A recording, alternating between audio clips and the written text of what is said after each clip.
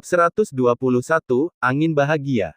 Perjalanan mereka yang tersisa sekitar 100 km di Sungai Bunga Bordir berjalan damai dan lancar. Ketika Chen Pingan dan yang lainnya turun, Li Huai dan Lin Souyi sudah membawa rak buku baru. Bersama Li Baoping, mereka kini semakin menjalani apa yang disebut perjalanan dengan buku di punggung. Alhasil, Chen Pingan kini tampak seperti pelayan muda bagi anak-anak dari klan besar dan berkuasa. Jika tidak melihat dengan mata kepala sendiri, sulit membayangkan bahwa anak muda itu benar-benar seorang seniman bela diri. Terlebih lagi, dia adalah seorang seniman bela diri yang telah mengalahkan bawahan seni bela diri seorang hakim daerah Kekaisaran Li Agung. Faktanya, bawahan seni bela diri itu bahkan tidak mampu melontarkan satu pukulan pun. Ketika mereka turun dari kapal, bawahan seni bela diri ini telah dibawa dengan tandu. Sebelum turun dari kapal, Chen Pingan telah mempelajari peta geomansi daerah tersebut dengan saksama. Ia tidak berencana untuk melakukan perjalanan melalui kota Wanping County. Sebaliknya, mereka akan mengambil jalan memutar di sekitar kota dan melanjutkan perjalanan ke selatan melalui pegunungan yang megah. Bagian perjalanan ini akan memakan waktu sekitar setengah bulan dengan berjalan kaki. Chen Pingan telah bertanya-tanya di kapal, dan ia mengetahui bahwa ada jalur pegunungan yang dapat mereka lalui. Namun, jalur tersebut akan jauh lebih sulit untuk dilalui daripada jalur batu biru yang berkelok-kelok melalui Gunung Gotabel. Kereta kuda tidak akan muat, dan kebanyakan orang menempuh jalur ini dengan keledai atau bagal. Jika mereka tidak memilih jalur pegunungan ini, maka mereka harus melewati kota kabupaten. Namun, Lin Souyi berkata bahwa dia belum memahami jimat yang, jadi dia tidak akan mampu menyembunyikan energi yin bawaan dari Dewa Yin. Dengan demikian, Dewa Yin tidak akan dapat memasuki kota kabupaten. Menurut Aliang, sangat mungkin bahwa paviliun Dewa Kota, kuil Konfusianisme, kuil orang bijak bela diri, dan kediaman jenderal semuanya secara alami akan mengucilkan Dewa Yin. Jika ada sosok perkasa yang hadir di kota kabupaten, maka kemungkinan besar mereka akan menghadapi beberapa komplikasi. Sambil berjalan, mereka terus bertanya arah kepada orang-orang yang lewat. Selama waktu-waktu ini, Chen Pingan juga akan menyelidiki penduduk desa tentang apakah ada legenda aneh yang berhubungan dengan gunung-gunung ini. Misalnya, apakah ada hantu gunung yang hadir? Ketika penduduk desa melihat bahwa mereka adalah 4 anak kecil, dengan semuanya membawa rak buku, mereka memperlakukan mereka sebagai siswa muda dari keluarga kaya yang telah pergi berpetualang. Mereka tersenyum ketika mereka memperkenalkan gunung-gunung dan perairan di sekitarnya kepada Chen Pingan dan yang lainnya. Mereka mengatakan bahwa tempat-tempat ini bahkan tidak memiliki nama, jadi bagaimana mungkin ada hantu atau roh? Paling tidak, mereka belum pernah mendengar hal semacam itu sebelumnya. Pada akhirnya, sebagian besar penduduk desa menyarankan agar mereka mengunjungi kuil Dewa Sungai di tepi Sungai Bunga Bordir. Mereka menyatakan bahwa menarik tongkat keberuntungan dan berdoa kepada dewa di sana sangatlah efektif, dan mungkin memang ada dewa sungai yang sangat kuat yang mengawasi mereka. Hakim daerah juga akan memimpin delegasi orang-orang untuk memuja dewa sungai setiap tahun. Pada hari ini, suara petasan yang memekakkan telinga akan bergema di seluruh langit, dan suasana di daerah itu akan semarak mungkin. Keempat anak itu tiba di depan pegunungan pada siang hari. Berdiri di depan pegunungan, Li Huai membungkuk dengan tangan terkepal sebelum membungkuk 3 kali lagi dengan penuh semangat. Mendongak dan melihat tidak ada gerakan dari Chen Pingan, dia bertanya dengan bingung, "Chen Pingan, bukankah kamu membungkuk sebelum memasuki Gunung Gotabel terakhir kali? Kamu bilang kamu memberi hormat kepada Dewa Gunung. Jadi mengapa kamu bermalas-malasan kali ini?" Chen Pingan ragu sejenak sebelum akhirnya menjawab, "Dulu saya sering memasuki pegunungan bersama Pak Tuayang, jadi saya berhasil memperoleh beberapa keterampilan dalam hal mengamati pegunungan dan mencicipi tanah liat. Ketika suasana hatinya sedang baik, dia akan berbicara kepada saya tentang bentuk dan arah pegunungan. Dia berkata bahwa ada banyak pertimbangan dalam hal lokasi tempat Dewa Gunung meletakkan patung emas mereka atau semacamnya. Jika kita ingin tahu apakah ada dewa gunung yang tinggal di suatu gunung, kita dapat memastikannya secara kasar dengan mengamati gunung tersebut secara saksama sebelum kita masuk. Selain itu, penduduk setempat mengatakan bahwa tidak ada yang aneh dengan gunung-gunung ini, jadi saya kurang lebih dapat memastikan bahwa ini bukanlah wilayah dewa gunung. Lin Souyi tiba-tiba teringat sesuatu, dan ia menambahkan, Dewa Yin memberitahu saya bahwa setiap kekaisaran hanya dapat memiliki sejumlah dewa gunung dan dewa sungai formal yang terbatas. Tidak mungkin ada dewa dan dewa di mana-mana. Jika tidak, mereka akan merajalela dan akhirnya menyebabkan bencana, membawa kekacauan dan kerumitan bagi nasib suatu wilayah. Selain itu, konflik antara gunung dan sungai mirip dengan bagaimana orang-orang memperebutkan tanah dan sumber air. Jika ada terlalu banyak dewa, maka keadaan sebenarnya akan merugikan kekaisaran. Dengan demikian, dewa gunung tidak akan muncul di tempat-tempat yang tidak tercatat secara eksplisit dalam kronik daerah lokal. Li Huai sedikit kecewa, lalu dia menghela napas, dan aku masih ingin mengumpulkan beberapa boneka lukis lagi. Ternyata, bencana itu berubah menjadi keberuntungan di Gunung Go Table yang mengakibatkan Li Huai menerima boneka yang dicat dengan warna-warni yang membuatnya merasa bersemangat dan penuh harap. Dia sangat ingin menerima boneka yang dicat untuk setiap gunung yang dikunjunginya. Jika demikian, bukankah rak buku kecilnya akan dipenuhi boneka saat dia tiba di akademi di negara Sui besar?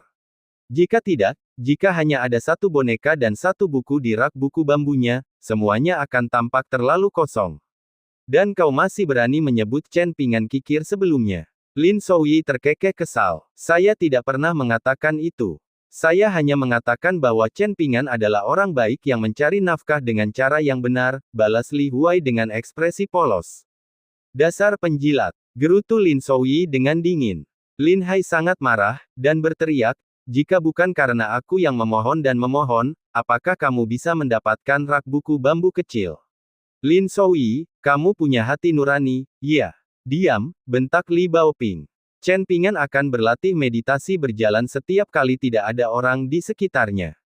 Namun, ia tidak berani melakukan gerakan besar karena ia membawa keranjang besar di punggungnya. Akibatnya, ia akan memperlambat langkahnya setiap kali ia bisa. Selain itu, ketika mengajarinya 18 perhentian di stasiun relay bantal, Liang juga telah memberitahunya bahwa memperlambat adalah inti dari teknik ini.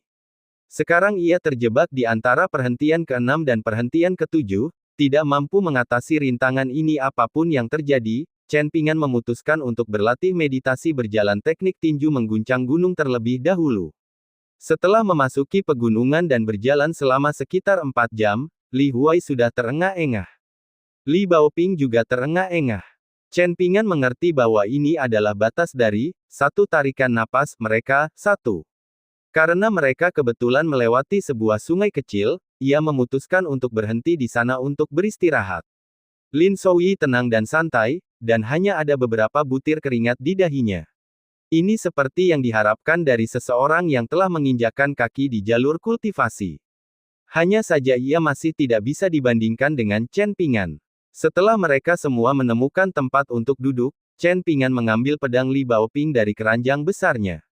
Ini adalah pedang ramping yang disebut Liang sebagai jimat keberuntungan. Meskipun dia menyebut ini sebagai pedang kelas bawah, Chen Pingan bukanlah orang bodoh yang buta, dan dia justru seseorang yang sangat akrab dengan pisau dapur dan parang. Bahkan, dia pernah meminjam belati rok Ning Yao untuk beberapa waktu. Jadi, dia tahu bahwa pedang ini pasti sangat berharga. Setiap kali tidak ada orang di sekitar, dia akan mengambil platform pembantai naga kecil yang secara misterius muncul di keranjangnya dan menggunakannya untuk mengasah bilah pedang dengan hati-hati. Setelah menghunus pedang, Chen Pingan pertama-tama mencelupkan platform pembantai naga hitam mengilap itu ke dalam sungai. Kemudian, ia berjongkok di tepi sungai dan mulai mengasah pedangnya perlahan-lahan. Gerakannya halus dan santai, dan seolah-olah ia sedang memegang porselen penghormatan yang paling halus dan rapuh dari kampung halamannya. Chen Pingan senang memfokuskan pikirannya pada satu hal. Apalagi jika ia dapat menyelesaikan tugas dengan standar yang tinggi. Hal ini akan membuat anak muda itu merasa sangat bahagia. Ini sama seperti bagaimana dia akan merasa sangat tenang setiap kali berlatih meditasi berdiri di puncak gunung yang tinggi, di mana bidang penglihatannya akan tiba-tiba terbuka. Dia akan merasa segar kembali setelah selesai bermeditasi, tetapi dia juga akan merasakan sedikit kekecewaan. Dia akan merasakan dorongan kuat untuk mempelajari posisi teknik tinju yang tersisa secara mendalam. Dia ingin mempelajari dan menguasai semuanya sekaligus. Dengan begitu, pukulannya akan lebih halus, lebih cepat, dan lebih ganas. Dia ingin pukulannya memancarkan aura perkasa dan hebat seperti yang ditunjukkan Ali Yang saat dia terbang tinggi dan meninggalkan stasiun relay bantal. Namun, Chen Ping'an akan diam-diam berlatih meditasi berjalan setiap kali perasaan ini muncul. Ia akan perlahan-lahan menekan keinginannya yang tak terkendali dan berkata pada dirinya sendiri untuk tidak terburu-buru. Ia perlu menenangkan diri dan menenangkan pikirannya. Jika pikirannya tidak tenang, dan jika ia hanya mengejar kecepatan, maka kemungkinan besar ia akan membuat kesalahan dan menyia-nyiakan semua usahanya sebelumnya. Ini seperti seni membentuk dan membakar tembikar. Meski begitu, masih ada saat-saat ketika Chen Ping'an tidak bisa menenangkan dirinya bahkan ketika dia berlatih meditasi berjalan. Salah satu saat itu, Chen Ping'an memutuskan untuk mempelajari peta negara bagian dan prefektur. Dia secara tidak sengaja menemukan 3 resep yang disimpan dengan hati-hati, dan ini adalah resep yang ditulis secara pribadi oleh Taoist Lu untuknya. Ning Yao berkomentar bahwa karakter-karakter itu ditulis dengan cara yang hambar dan tidak berasa, seperti, gua ngerti, 2, yang membosankan dari para sarjana. Namun, Chen Ping'an kini punya kebiasaan membaca ketiga resep ini, baik saat ia sedang sibuk atau tidak. Melakukan hal itu akan membuatnya sedikit tenang. Li Baoping mencuci wajahnya, meninggalkan helaian rambut menempel di dahinya. Setelah menempuh perjalanan begitu lama, gadis kecil itu telah menjadi jauh lebih kecoklatan daripada sebelumnya. Oleh karena itu, bagian dahinya yang tidak tertutupi oleh rambutnya saat ini tampak sangat pucat dan halus dibandingkan dengan sebelumnya. Gadis kecil itu suka melihat pamannya yang masih muda itu asyik mengasah bilah pedangnya. Saat bilah pedang sempit itu bergerak maju mundur di panggung pembantai naga, seolah-olah pamannya yang masih muda itu adalah satu-satunya orang yang tersisa di dunia. Dia tidak akan pernah bosan melihatnya. Tentu saja, dia juga suka saat Chen Ping'an melatih teknik tinjunya saat berjalan, saat dia melindunginya di belakangnya dan menggunakan tinjunya untuk bertukar pikiran dengan orang lain, saat dia tekun mempelajari karakter dari mereka, dan seterusnya. Satu-satunya perbedaannya adalah apakah dia menyukainya, sangat menyukainya, amat sangat menyukainya, atau paling-paling menyukainya. Tentu saja ada hal-hal yang tidak disukainya, tetapi Li Baoping sering melupakan hal-hal tersebut dengan sangat cepat. Gadis kecil itu tiba-tiba menjadi sedikit murung ketika dia mengingat surat yang telah dia kirim pulang dari Pillow Relay Station di Red Candle Town. Chen Ping'an menyadari perubahan suasana hatinya yang tiba-tiba, dan bertanya sambil tersenyum, ada apa? Ada sesuatu yang membebani pikiranmu. Li Baoping menghela napas dan menjawab, aku khawatir dengan apa yang terjadi di rumah. Kakak kedua sangat jahat, apakah kakak besar akan diganggu olehnya di masa depan? Dalam hal ini, kau pasti akan berhadapan langsung dengan saudara keduamu dan bertanya kepadanya tentang percobaan pembunuhan Zulu terhadapku di masa depan, jawab Chen Ping'an dengan ekspresi serius. Namun, saudara keduamu kemungkinan besar masih peduli padamu. Bagaimana Zulu bisa melakukan itu? Bagaimana mungkin dia bisa? Seru Li Baoping dengan ekspresi masam. Dia sudah menjadi seniman bela diri, dan ayahnya Zhu He juga orang yang cakap. Jika mereka bergabung dengan tentara, siapa yang tidak akan memperebutkan mereka? Apakah akan sulit baginya untuk memenangkan gelar kehormatan di masa depan? Mengapa dia secara membabi buta mengikuti instruksi saudara laki-laki keduaku? Chen Ping'an menggelengkan kepalanya dan berkata, saya juga tidak punya jawaban untuk pertanyaan-pertanyaan ini. Di dekatnya, Lin Souyi memasang ekspresi muram saat berkata, demi keuntungan dan kepentingan pribadi, orang datang dan pergi. Li Huai mendengus dan membalas, omong kosong. Kalau kau tanya aku akan bilang kalau si idiot Zulu telah jatuh cinta pada saudara laki-laki kedua Baoping. Dengan jantungnya yang berdebar-debar dan dengan hati yang penuh cinta di matanya, menerima janji dari orang yang dia taksir mungkin lebih memikat daripada menerima gelar kehormatan. Jika memang begitu, maka dia benar-benar bodoh dan jahat, Lin Souyi mencibir. Dia tidak bisa diselamatkan lagi. Chen Ping'an menghela napas dan melirik ketiga anak di dekatnya. Mengingat kembali hari-harinya di lorong vas tanah liat dan lorong bunga aprikot, tempat keributan, pertengkaran kecil, pertengkaran sengit antara wanita, umpatan, dan berbagai macam hal terjadi, Chen Ping'an tidak dapat menahan diri untuk tidak berkata, kalian bertiga adalah sarjana yang mengerti banyak hal, dan terlebih lagi, kalian juga murid pribadi Tuan Qi. Kalian bertiga sangat berbeda dari orang-orang sepertiku. Meskipun ada banyak orang tua di tempat tinggalku, mereka hampir tidak berbeda dari hakim daerah dan orang tua yang kami temui di kapal sebelumnya. Mereka tidak mau berbicara dengan akal sehat, atau mereka hanya mau berbicara dengan akal sehat mereka sendiri. Chen Pingan memutuskan untuk berhenti mengasah pedang sempit itu, dan ia menaruhnya kembali ke sarungnya. Suaranya dipenuhi dengan emosi saat ia melanjutkan, namun, meskipun orang-orang ini tidak masuk akal, beberapa dari mereka sangat kuat dan mampu menghasilkan cukup uang untuk menghidupi keluarga mereka hanya dengan membakar tembikar atau membuat arang. Beberapa dari mereka sangat ahli dalam bercocok tanam, jadi kehidupan mereka juga cukup memuaskan.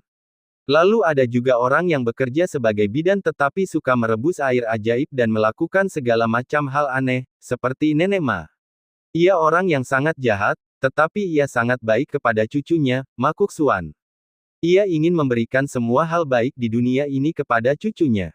Chen Pingan tersenyum dan menyimpulkan, jadi saya ingin membaca beberapa buku untuk memahami alasan di balik hal-hal ini. Li Baoping tiba-tiba berdiri dan mulai melangkah perlahan di tepi sungai. Ada ekspresi serius di wajahnya. Pada akhirnya, gadis kecil yang mengenakan jaket merah itu tiba-tiba berkata, "Paman muda, aku telah memikirkan pertanyaan yang kau ajukan di kapal selama ini, dan aku merasa aku telah membuat sedikit kemajuan sekarang. Apakah kau ingin mendengarnya?" Chen Pingan menahan tawa dan menjawab, "Saya baru saja mempelajari ungkapan, cuci telinga dan dengarkan dengan penuh hormat 3 dari kalian, dan sepertinya sekarang adalah waktu yang tepat untuk menggunakannya." Li Baoping menggembungkan pipinya karena marah, dan akhirnya dia berseru dengan sedikit jengkel, "Paman Junior." Chen Pingan buru-buru tersenyum dan berkata, "Ya, silakan lanjutkan." Sebelum menjelaskan apapun, gadis kecil itu memastikan untuk meninggalkan jalan keluar terlebih dahulu, dengan berkata, "Penjelasanku mungkin agak berantakan, jadi jika paman muda merasa aku mengatakan sesuatu yang salah, maka teruslah mendengarkan dan jangan khawatir. Paman tidak boleh menertawakanku." Chen Pingan menggelengkan kepalanya dan menjawab, "Aku bisa berunding dengan seseorang yang jauh lebih tua dariku di kapal, jadi kenapa kau tidak bisa? Jangan khawatir dan fokus saja pada penjelasanmu." Paman muda mendengarkan dengan saksama. Li Huai mengerutkan bibirnya dan mengayunkan bonekanya yang dicat ke udara. Seolah-olah dia sedang memimpin pasukan yang terdiri dari ribuan prajurit dan kavaleri. "Ya, teruskan saja, jelaskan. Berbicara dan berdebat dengan orang lain tidak ada salahnya.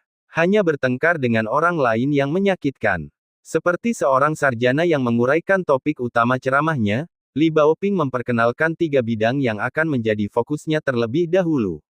"Saya akan berbicara tentang kebajikan dan moralitas, adat istiadat dan aturan setempat, serta hukum kekaisaran." Li Huai langsung merasakan sakit kepala. Ia mengalihkan perhatiannya ke boneka kayu indah di tangannya, dan ia bermimpi tentang hari di mana boneka itu tiba-tiba hidup kembali dan menghilangkan kebosanannya. Lin Souyi tersenyum dan menyandarkan pipinya pada satu tangan. Ia menatap Li Baoping yang berdiri di tepi sungai. Hanya Chen Pingan yang menajamkan telinganya dan mendengarkan dengan penuh perhatian. Saat masih kecil, ia sering berjongkok di dekat tembok sekolah swasta untuk menguping pelajaran Tuan Qi. Kenangan ini sangat dikenang oleh bocah lelaki bersandal jerami itu. Gagasan ini berhubungan dengan orang-orang berbudi luhur, rakyat jelata, dan pelaku kejahatan yang melakukan tindakan ilegal. Setelah membaca banyak buku, orang yang berbudi luhur akan lebih memahami teori dan prinsip. Namun, kita perlu mengingat satu hal. Seperti yang dikatakan Big Brother, moralitas adalah konsep yang terlalu tinggi dan tidak berwujud. Pada akhirnya, konsep ini bukanlah sesuatu yang dapat mendisiplinkan orang lain. Sebaliknya, konsep ini hanya dapat digunakan untuk mendisiplinkan diri sendiri. Seseorang perlu memiliki pikiran yang benar jika ingin membangun dirinya sendiri. Dengan karakter yang benar, mereka dapat memperoleh reputasi yang benar. Dengan reputasi yang benar, perkataan mereka dapat mengandung alasan yang benar. Dengan alasan yang benar, mereka akan mencapai apa yang mereka cari. Selain itu, jika seseorang ingin menebarkan kebajikan kepada dunia dan mendidik masyarakat luas setelah memupuk karakternya sendiri hingga mencapai taraf kebajikan yang tinggi, maka ia dapat memilih untuk menyebarkan ilmu dan asas kebajikan sebagaimana yang dilakukan guru kita ketika ia mengajar di sekolah swasta.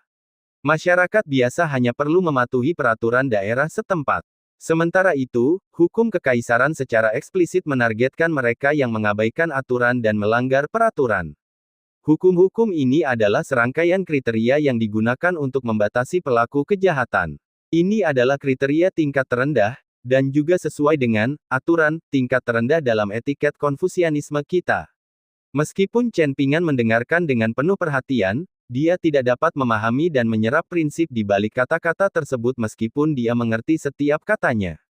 Tidak heran Liang menyuruhnya lebih banyak membaca. Lin Souyi sudah bergeser ke posisi duduk tegak di suatu waktu yang tidak diketahui, dan dia menyela dengan cemberut, itu adalah etiket legalis 4. Menghadapi 3 orang lainnya, Li Baoping dengan tegas menyatakan, legalisme tidak diragukan lagi berasal dari Konfusianisme.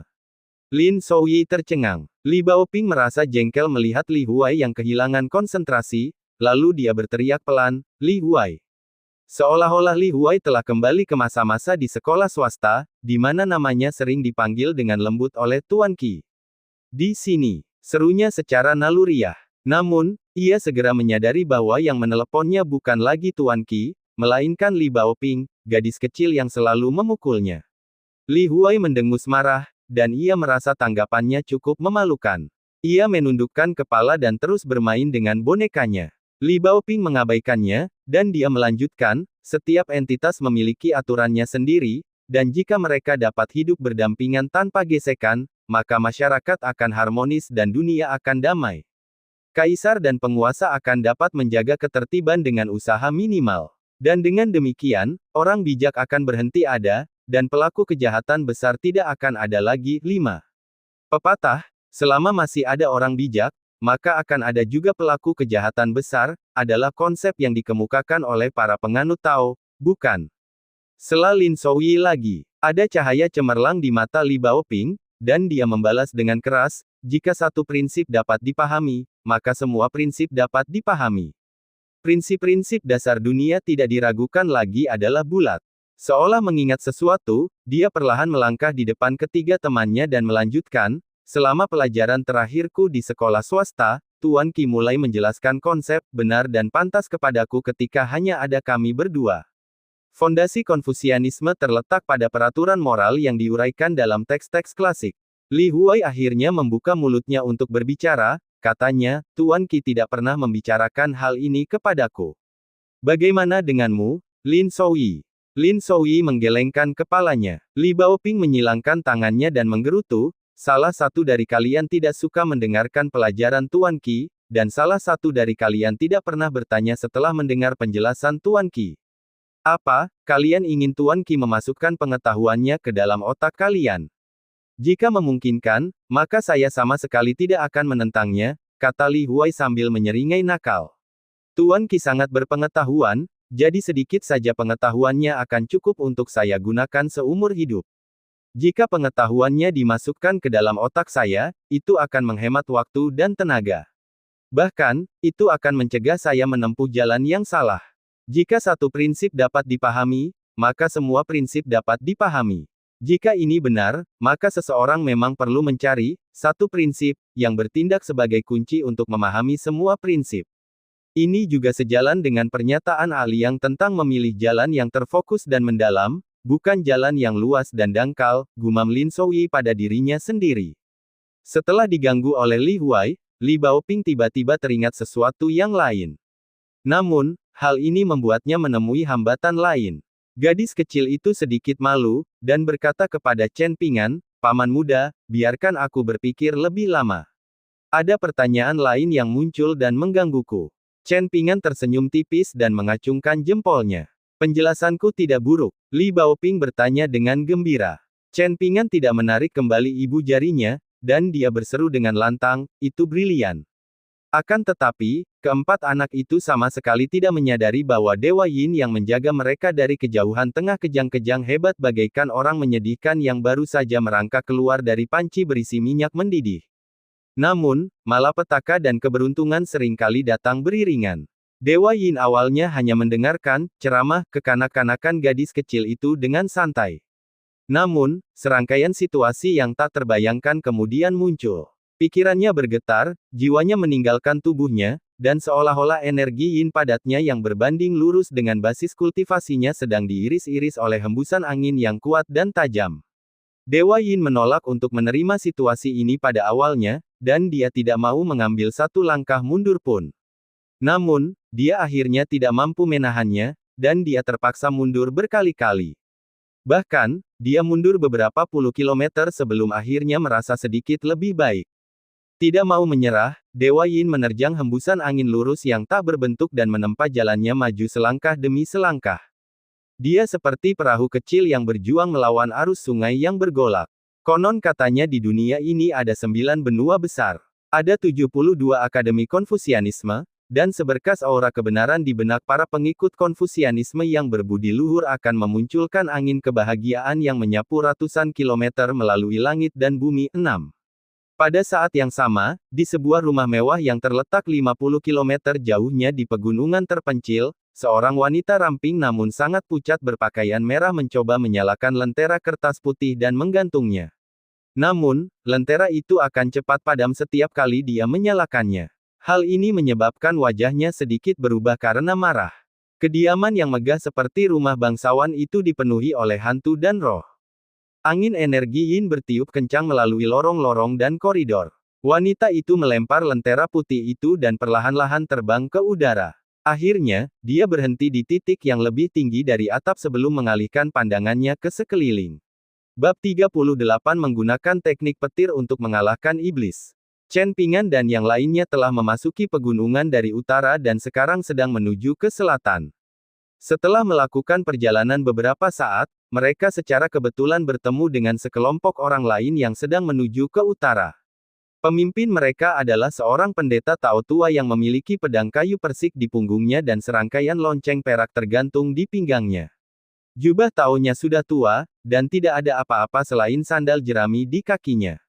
Dia hampir tidak memiliki aura keabadian, tetapi dia memang dipenuhi dengan aura kemiskinan. Ada seorang anak laki-laki yang lumpuh dan tampak canggung di belakang pendeta Tao tua itu, dan selain membawa tas besar di punggungnya, ada juga spanduk bertuliskan, menaklukkan iblis dan menangkap hantu, melenyapkan iblis dan melindungi Dao, yang diletakkan diagonal di bahunya. Namun, kainnya sudah mulai usang dan kehilangan warnanya, dan ini mungkin karena spanduk itu terlalu sering dicuci. Karakter di atasnya juga memudar. Selain dia, ada juga seorang gadis kecil berwajah bulat yang tampaknya berusia sekitar 7 atau 8 tahun. Dia kecil dan kurus, dan dia menggunakan lengannya untuk menopang pendeta Tao tua yang matanya tetap tertutup karena suatu alasan. Pendeta Tao tua itu tiba-tiba mendongak dan menatap ke arah pegunungan biru dan hitam yang berkelok-kelok di depannya. Ada keheranan dalam suaranya saat dia berseru, "Hah! Pegunungan ini tidak terlalu jauh dari kuil Dewa Sungai di Sungai Bunga Bordir, tetapi sebenarnya ada energi iblis yang begitu jelas membumbung ke langit. Pasti ada rahasia tersembunyi di balik semua ini. Meskipun ada batas antara gunung dan air, dengan tidak ada yang mengganggu yang lain, tempat ini memang sangat aneh. Sangat aneh." Ketika gadis kecil dengan pipi kemerahan mendengar ini, dia bertanya dengan cemas, "Guru, lalu apa yang harus kita lakukan?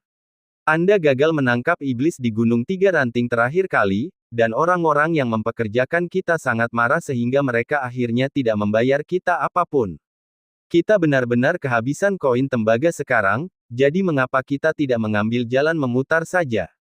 Mengambil jalan memutar. Pendeta Tao tua itu mendengus dingin.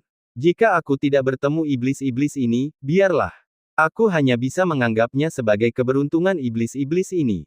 Namun, karena pendeta Tao ini telah bertemu mereka, apakah ada alasan bagiku untuk mengampuni mereka? Apakah karakter yang tertulis pada spanduk, melenyapkan iblis dan melindungi Dao, hanya sebuah pertunjukan bagi orang luar?" "Guru, tidak ada orang luar di sini," gadis kecil itu mengingatkannya sambil mendesah. Pendeta Tao tua itu tersenyum paksa dan berkata, "Oh, itu hanya komentar yang asal-asalan. Aku masih belum pulih dari pengalaman kita di Gunung Tiga Ranting. Itu benar-benar terlalu menyebalkan. Bahkan jika hasilnya tidak ideal, kita seharusnya tetap menerima penghargaan atas kerja keras kita. Namun, mereka tidak mau membayar bahkan setengah koin tembaga. Sebenarnya ada orang-orang yang tidak tahu malu dan tidak beramal di dunia ini. Sudah sepantasnya mereka jika makam leluhur mereka telah diambil alih oleh hantu gunung, dan anak-anak serta keturunan mereka akan menghadapi malapetaka demi malapetaka. Guru, bukankah guru sering mengatakan bahwa penganut Tao harus memiliki pikiran yang seimbang? Gadis kecil itu mengingatkannya lagi. Pendeta Tao tua itu masih tersenyum dan baik hati beberapa saat yang lalu, tetapi tiba-tiba ia marah besar saat ini. Ia mengulurkan tangan untuk mencubit siku gadis kecil itu dengan dua jari, dan ia memarahi dengan ekspresi tegas, siapa yang memberimu keberanian untuk mendidik gurumu? Dan kau bahkan berani melakukannya berulang kali. Siku gadis kecil itu terasa sakit sekali hingga ia langsung menangis. Ia buru-buru memohon ampun, katanya, aduh, sakit sekali. Guru, saya tidak akan berani melakukannya lagi. Pendeta Tao tua itu tidak menoleh, dan dia hanya mengulurkan tangan untuk memukul dengan kuat tali lonceng yang tergantung di pinggangnya. Saat lonceng berdentang, dia meludah dengan senyum yang menakutkan, bajingan kecil, kau berani mengembangkan niat membunuh terhadap tuanmu. Anak laki-laki yang lumpuh itu tetap diam. Namun, darah dengan cepat mulai menetes dari hidung dan telinganya. Meski begitu, anak laki-laki itu tetap diam dan tidak bergerak. Gadis kecil itu menangis terseduh-seduh, dan memohon, Guru, tolong ampuni kakak senior. Dia pasti tidak melakukannya dengan sengaja. Saya berjanji akan berusaha sebaik mungkin untuk memberi guru tambahan 500 gram air mineral dalam 3 hari ke depan. Senyum mengembang di wajah pendeta Tao tua itu, dan dia menepuk kepala gadis kecil itu dengan kuat. Gadis kecil kurus itu bergoyang ke kiri dan ke kanan, dan dia segera menambahkan, bukan berusaha sekuat tenaga, tapi menjamin. Pendeta Tao tua itu akhirnya menarik tangannya yang sudah keriput seperti ranting tua. Ia tertawa terbahak-bahak dan berkata, ayo masuk ke pegunungan. Kuda tidak akan tumbuh gemuk tanpa rumput liar. Mungkin ada gunung kekayaan yang menunggu kita di sini. Memang, meskipun kalian berdua bajingan itu makan dan minum dariku, pikiran gurumu benar-benar menjadi lebih tenang saat dia berkultivasi. Sekarang setelah kupikir-pikir, aku mungkin harus memperlakukan kalian berdua sedikit lebih baik di masa depan. Haha, gadis kecil itu terus menopang pendeta Tao yang buta itu dengan tangannya saat mereka mulai mendaki gunung. Anak laki-laki lumpuh itu menyeka darah dari wajahnya dengan pelan. Ia sudah terbiasa dengan hal ini. Gadis kecil itu diam-diam berbalik untuk tersenyum padanya, dan anak laki-laki muda yang lumpuh itu menyeringai sebagai balasan, mengisyaratkan bahwa dia baik-baik saja. Setelah memasuki pegunungan, sang guru dan dua muridnya secara mengejutkan tidak dapat menemukan sumber energi iblis bahkan setelah berkeliling selama lebih dari 5 hari. Pendeta Tao tua itu masih dapat merasakan gumpalan energi iblis yang menyebar melalui pepohonan dan tumbuhan di dekatnya, tetapi dia tidak dapat menemukan asal energi ini apapun yang terjadi. Karena itu, pendeta Tao tua itu menyadari bahwa iblis ini pasti sangat kuat. Kalau tidak, dia tidak akan dapat menyebarkan formasi penyembunyian ini. Namun, pendeta Tao tua itu masih tidak mau menyerah. Ia memerintahkan anak laki-laki lumpuh yang membawa spanduk itu untuk mengintai lingkungan sekitar setiap hari, sementara ia dan gadis kecil berwajah bulat itu akan beristirahat di suatu tempat di dekat jalan setapak pegunungan. Dari waktu ke waktu, ia akan mengeluarkan kompas geomansi kayu, yang sering disebut orang sebagai kompas pembalik. Ini adalah alat yang biasa digunakan oleh pendeta Tao dan naturalis, Kompas seperti itu tidak langka, namun kilatan emas yang kadang-kadang mengalir melalui jarum merah mengungkapkan bahwa kompas ini menyimpan lebih banyak rahasia daripada yang terlihat. Langit gelap, dan kabut menggantung di udara. Hujan bisa turun kapan saja. Pendeta Tao tua itu berjongkok di pinggir jalan saat ini, dan saat dia menatap kompas geomantik, dia membacakan dengan suara mistis, terbalik, 24 gunung berisi gunung emas dan gunung perak, terbalik, 24 gunung berisi sarang naga dan sarang harimau, 3. Lelaki tua itu menyimpan kompas geomantiknya dan berbalik menghadap pegunungan di kejauhan. Ia terkekeh pelan dan berkata, jalan menuju kekayaan telah terbuka. Surga akan selalu memberi kita jalan keluar. Dari kelihatannya, aku akan dapat menikmati beberapa gelas anggur saat kita tiba di Kabupaten Wanping. Gadis kecil berwajah bulat itu mengikuti arah pandangan tuannya, dan melihat sekelompok orang berjalan perlahan mendekat. Ia membuka matanya selebar mungkin. Saat sekelompok orang itu semakin dekat, ia mendapati bahwa orang yang berjalan di depan adalah seorang anak laki-laki bersandal jerami sambil membawa keranjang besar di punggungnya. Ada parang di tangannya, dan ia sesekali menggunakannya untuk menyingkirkan dahan-dahan dan semak-semak yang menghalangi jalan sempit itu, agar tidak mengenai dan merobek pakaian mereka. Ada 3 orang di belakangnya, dan mereka semua masih sangat muda. Satu adalah adik perempuan yang mengenakan jaket merah terang, satu adalah anak laki-laki yang tampak nakal, dan satu adalah kakak laki-laki yang tampak acuh tak acuh. Ketiganya membawa rak buku hijau kecil yang menggemaskan. Akhirnya, ada seekor keledai putih yang membawa barang bawaan mengikuti di belakang mereka. Gadis kecil itu merendahkan suaranya dan berkata, "Guru, mereka tidak tampak seperti orang kaya. Bagaimana kalau kita biarkan saja?" Pendeta Tao yang buta itu mengangkat alisnya dan membalas, "Sekecil kaki nyamuk, bagaimanapun juga, itu tetaplah daging. Kau juga mengelola sumber daya kami, jadi apakah kau tidak tahu berapa banyak koin tembaga yang tersisa di saku kami? Dengan betapa rakusnya kakak seniormu, berapa banyak tael perak yang telah dia makan? Jika bukan karena aku yang mengasihani kalian berdua, berapa hari lagi kau akan bertahan di dunia yang kejam ini?" Gadis kecil yang cerdas itu buru-buru mulai memijat bahu pendeta Tao tua itu. Ada senyum tulus di wajahnya saat dia berkata dengan rasa terima kasih, "Itulah sebabnya kakak dan aku tidak pernah mengeluh meskipun kami harus bekerja keras untuk guru.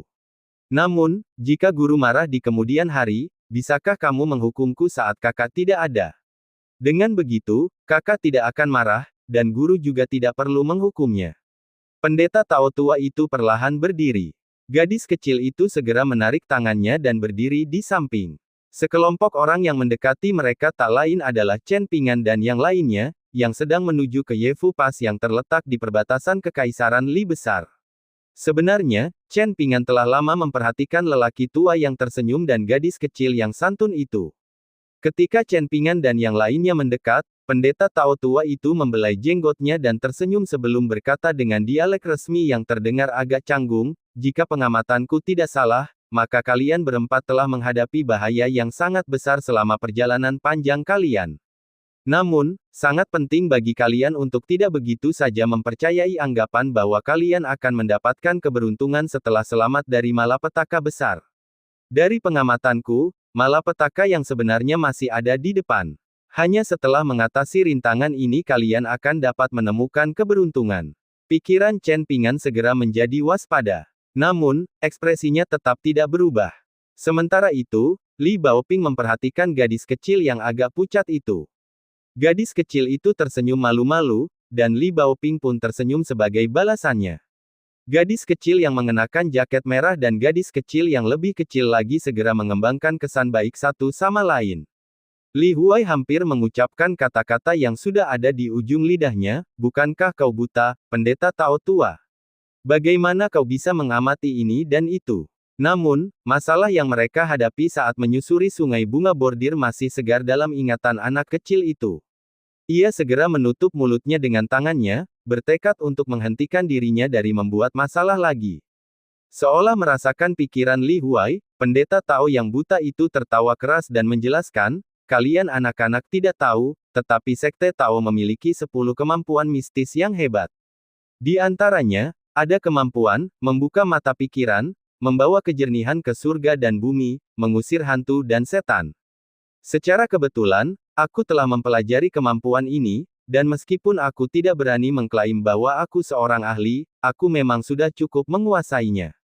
Aku tidak mengamati orang lain melalui penampilan fisik mereka, dan sebaliknya aku hanya perlu mengamati mereka melalui aura mereka." Orang bijak Konfusianisme mengajarkan kita untuk tidak membicarakan tentang kekuatan aneh, kekuatan tak terduga, pemberontakan kacau, serta hantu dan dewa saat bertemu orang lain dalam pertemuan kebetulan, kata Lin Souyi dengan ekspresi tenang. Pendeta Tao tua itu sedikit tercengang. Namun, ia segera mendesah dan berkata, "Baiklah, biarlah. Biksu Buddha tidak mencerahkan mereka yang tidak bernasib baik, dan pendeta Tao tidak menyelamatkan mereka yang tersesat. Kau boleh pergi sekarang. Namun, aku harap kau akan berhati-hati selama sisa perjalananmu. Jika kau benar-benar menemukan masalah, jangan takut untuk berteriak keras." Jika aku secara tidak sengaja mendengar teriakan minta tolongmu, maka aku pasti akan bergegas untuk memberimu bantuan. Namun, jika aku terlalu jauh, maka aku tidak akan berdaya bahkan jika aku ingin membantu. Setelah berkata demikian, pendeta Tao tua yang buta itu minggir untuk memberi mereka jalan. Chen Pingan tersenyum dan berkata, terima kasih atas peringatannya, kami akan berhati-hati. Kedua kelompok itu berjalan saling berpapasan, dan Li Baoping dengan percaya diri melambaikan tangan kepada gadis kecil berwajah bulat dan kurus itu. Gadis kecil itu dengan takut-takut mengangkat tangannya ke dadanya dan melambaikan tangan dengan lembut, mengucapkan selamat tinggal dalam diam. Ketika Chen Pingan dan yang lainnya menghilang di kejauhan, pendeta Tao tua itu bergumam, selama perjalanan, kami bertemu dengan seniman bela diri yang belum terlatih dari Kekaisaran Li Agung atau penduduk setempat yang tidak berpengetahuan dari kota-kota terdekat. Teknik ini selalu berhasil, jadi mengapa tiba-tiba berhenti hari ini? Sungguh malang. Tidak ada yang berhasil. Dari kelihatannya, yang lebih penting adalah kita tidak gagal menaklukkan iblis kali ini. Iblis besar yang tinggal di pegunungan pasti memiliki kekayaan yang besar, jadi kali ini. Kelopak mata pendeta Tao yang buta itu sedikit bergetar, dan dia segera berhenti berbicara. Dia menepuk kepala gadis kecil yang sedang menatap jalan setapak gunung yang jauh dengan ekspresi enggan, dan dia berkata dengan suara yang ramah, Jiuer, kultivasi petir gurumu akan mendapat jaminan jika kita berhasil kali ini. Ketika itu terjadi, kita tidak perlu khawatir tentang uang lagi. Kalau begitu, aku pasti akan lebih baik padamu dan kakakmu di masa depan. Gadis kecil itu mendongak dan berkata sambil tersenyum, saya akan sangat senang asalkan guru berhenti memukul lonceng sepanjang waktu. Pendeta Tao yang buta itu tidak berkomentar tentang hal ini. Tiba-tiba dia mendongak, dengan jari-jarinya juga mulai membentuk segel. Dia tidak heran, dan malah senang saat berseru, suasana telah berubah. Energi iblis yang begitu pekat. Energi itu benar-benar mampu membawa perubahan pada iklim di sekitarnya juga. Bagus sekali, sangat bagus. Akhirnya kita berhasil memancing ular itu keluar dari sarangnya. Jiwer kecil, bersiaplah untuk melenyapkan iblis dan menjaga Dao bersamaku. Gadis kecil itu mengangguk dengan sungguh-sungguh. Ia sama sekali tidak takut pada setan dan hantu yang mampu menakut-nakuti orang biasa hanya dengan reputasi mereka saja. Dia mengambil pisau perak kecil yang panjangnya hanya 1 inci sebelum menggulung lengan bajunya. Saat dia bersiap untuk menghunus pisau itu di lengannya, dia bertanya, Tuan, apakah Anda membutuhkan air mata air jimat sekarang? Pendeta Tao tua itu mengangguk dan menjawab, meskipun aku masih punya sedikit, akan lebih aman jika aku mengumpulkan sedikit lagi untuk bersiap menghadapi situasi yang tidak terduga. Dengan begitu, aku tidak akan dikejutkan oleh para iblis, dan kalian berdua juga tidak akan mengalami kemalangan sebagai akibatnya. Gadis kecil itu menarik napas dalam-dalam sebelum menggunakan pisau kecil itu untuk memotong luka di lengannya. Darah hangat langsung mengalir keluar, dan dia buru-buru mengangkat lengannya dan berkata, Tuan, sudah siap. Pendeta Tao yang buta itu dengan cekatan menggunakan jarinya untuk menggambar segel di telapak tangan kirinya dengan cepat. Ia kemudian bertukar tangan dan menggambar segel lain di telapak tangan kanannya. Gadis kecil itu makin pucat, namun dia masih bertanya dengan sungguh-sungguh, Guru, apakah itu cukup? Cukup untuk saat ini, pendeta Tao tua itu terkekeh menanggapi. Aku akan memberikan iblis besar di gunung ini sedikit mantra petirku sekarang. Mari kita lihat bagaimana ia menyukai petir yang menyambar kepalanya. Sekitar 500 meter jauhnya dari sang guru dan murid, Chen Pingan tiba-tiba menghentikan langkahnya dan mengangkat parangnya, memberi isyarat kepada yang lain untuk berjaga-jaga. Yang lain menoleh, hanya untuk melihat seorang anak laki-laki muda melompat keluar dari hutan lebat seperti seekor monyet yang lincah. Ada sebuah spanduk aneh di tangannya, dan dia melambaikannya dengan penuh semangat beberapa kali sambil berdiri di jalan setapak gunung dengan punggung menghadap mereka. Setelah melakukan ini, dia baru saja akan berlari menuruni jalan setapak gunung untuk kembali ke tempat pendeta Tao tua itu berada. Namun, dia melihat Chen Pingan dan yang lainnya ketika dia berbalik, dan ekspresi sedikit khawatir menyebar di wajahnya. Setelah berpikir sejenak, bocah lelaki yang basah kuyup oleh keringat itu menggertakkan giginya dan mengubah rencananya. Dia terus mundur menuruni gunung, tetapi dia memilih untuk mengambil jalan memutar alih-alih berlari menuruni jalan setapak gunung. Pada saat yang sama, dia tidak lupa memberi isyarat kepada Chen Pingan dan yang lainnya, memperingatkan mereka untuk segera pergi. Li Huai tercengang. Apa yang terjadi? Lin Soui mengerutkan kening dan menjawab, anak muda itu kemungkinan besar sedang dikejar oleh entitas jahat. Aku bisa merasakan energi yin yang merasuki.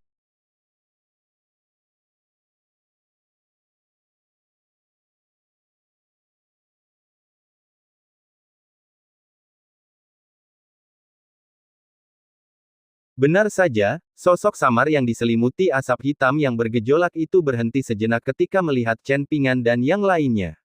Aura yang menakutkan dan mencekam terpancar darinya, tetapi akhirnya ia memutuskan untuk mengabaikan mereka dan mengejar anak muda yang memegang spanduk itu.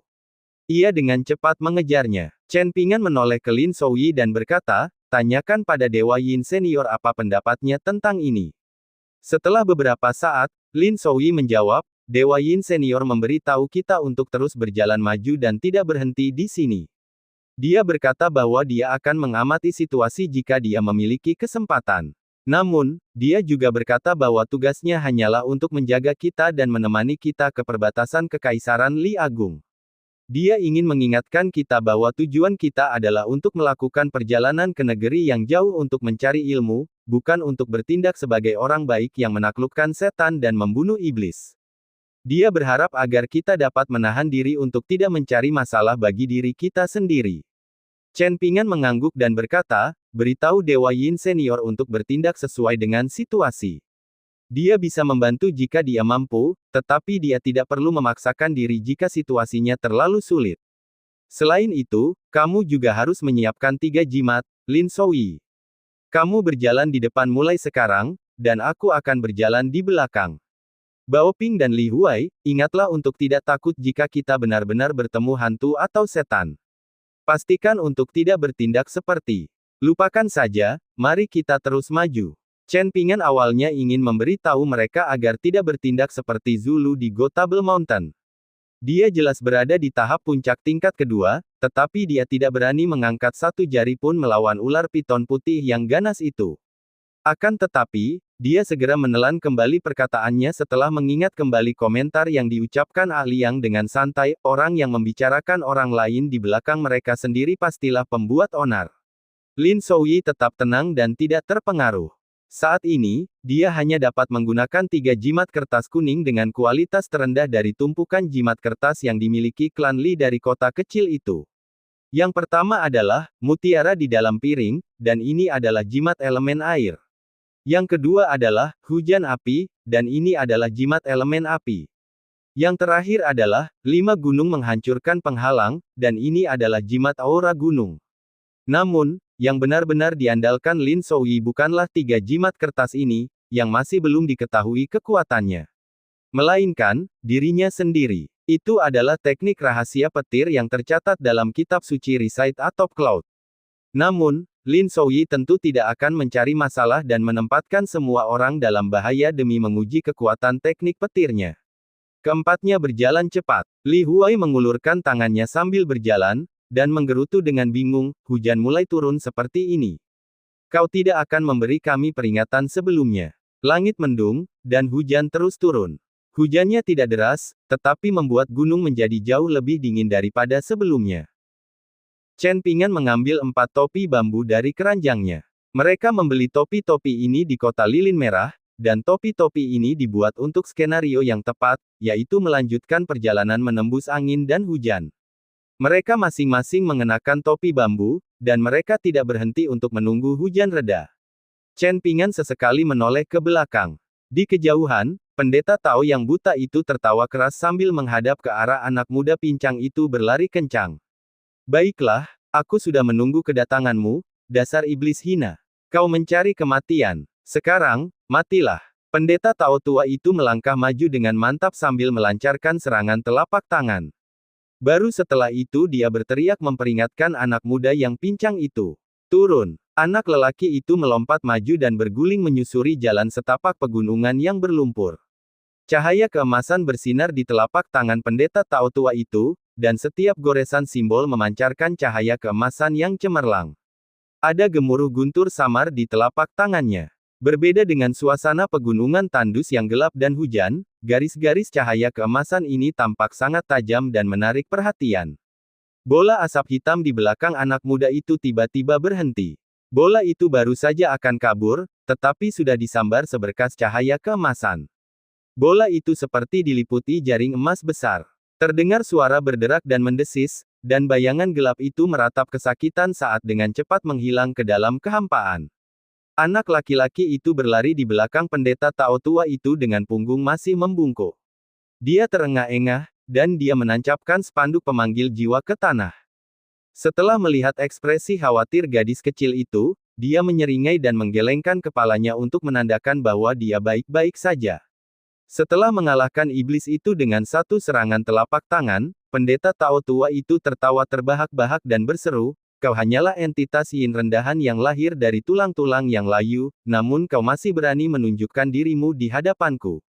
Seberkas warna abu-abu tampak terseret ke dalam spanduk yang ditanam. Pendeta Tao tua itu melompat sebelum berputar di udara dan melancarkan serangan telapak tangan lagi. "Kemarilah, kalian semua kemarilah. Kalian semua dapat berubah menjadi pahala dan kebajikanku yang tak terbatas."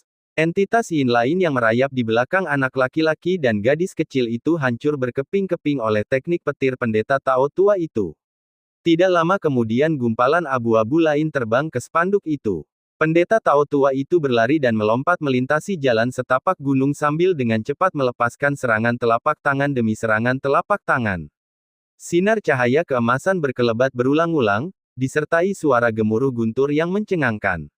Dia tertawa terbahak-bahak, dan auranya tampak mengesankan saat wajahnya yang tua diterangi oleh lengkungan cahaya yang berkedip di tengah hujan yang suram. Dia memang mampu membunuh iblis dan menaklukkan iblis. Seberapa luas dan hebat teknik petirku? Apakah itu sesuatu yang dapat disaingi oleh entitas yin yang menyedihkan sepertimu? Iblis besar yang bersembunyi di balik layar, apakah kau akan mengirim lebih banyak ikan kecil ke kematian mereka? Aku mendesakmu untuk bergegas dan menyerah. Serahkan setengah dari kekayaanmu, dan mungkin aku akan cukup baik hati untuk menyelamatkan hidupmu. Selama 1000 tahun terakhir, teknik petir tetap dominan sebagai teknik yang paling agung dari sekian banyak teknik sekte Tao. Begitu teknik ini dilepaskan, teknik ini secara luas diakui sebagai teknik yang paling kuat dan tak tertandingi. Namun, jika berbicara tentang teknik 5 petir yang benar, hanya sedikit sekte Tao di benua Fiel berharga timur yang mampu benar-benar memahami esensinya. Sebagian besar teknik yang diajarkan tidak lengkap atau variasi yang hanya meniru bentuknya tetapi tidak esensinya. Akibatnya, mereka yang menggunakan teknik-teknik terakhir ini pasti akan mengalami serangan balik. Seiring berjalannya waktu, vitalitas mereka perlahan-lahan akan habis, yang menyebabkan mereka meninggal lebih awal. Dengan kata lain, kebutaan pendeta Tao tua itu belum tentu disebabkan oleh penyebab alami. Bola-bola asap hitam yang tadinya berkibar cepat di sekitar hutan di sekitar jalan setapak pegunungan itu berangsur-angsur berkurang jumlahnya. Pada saat yang sama, suara-suara memuakkan yang merupakan campuran dari rengekan, ratapan, dan raungan mereka pun mereda menjadi sunyi. "Guru, banyak sekali lentera yang digantung di belakang kita," kata gadis kecil itu lirih. Pendeta Tao yang buta itu berbalik untuk melihat. Dia bisa merasakan banyak lentera kertas putih muncul di udara dan menyala secara misterius. Seolah-olah seekor naga berapi yang panjangnya ratusan hingga ribuan meter sedang berenang perlahan melalui pegunungan dan rawa-rawa. Ekspresinya menjadi serius, dan dia menggosok kedua telapak tangannya. Simbol-simbol yang telah dia gambar dengan darah muridnya sudah mendekati batasnya. Pendeta Tao tua itu menghunus pedang kayu persik dari punggungnya, dan seolah-olah ia sedang menghadapi musuh yang tangguh. Seorang wanita berpakaian gaun pengantin merah cerah berjalan dengan tenang dan santai. Ada payung kertas minyak di tangannya, dan suaranya yang menakutkan terdengar di samping telinga mereka meskipun mulutnya jelas tidak bergerak. "Pendeta Tao, silakan terus menggambar simbol dan jimat Anda. Saya bisa menunggu Anda bahkan jika Anda ingin menutupi seluruh tubuh Anda dengan simbol dan jimat itu. Setelah ini, saya akan mengundang Anda bertiga ke kediaman saya di mana saya akan secara pribadi mencuci muka Anda, mencabut urat Anda, dan menusuk jantung Anda." Tampaknya hantu perempuan berbaju merah itu paling tertarik pada gadis kecil berwajah bulat itu. Suaranya yang serak terus terngiang di telinga mereka saat dia mengulurkan tangan untuk menangkup wajahnya yang kecil dan seputih salju. Misalnya, mencuci muka seperti ini. Pada saat berikutnya, gadis kecil berwajah bulat itu buru-buru menutup matanya karena ketakutan. Ternyata, hantu perempuan itu telah mengusap wajahnya dengan tangannya dan membasuh kulitnya, sehingga memperlihatkan penampilannya yang berdarah dan mengerikan.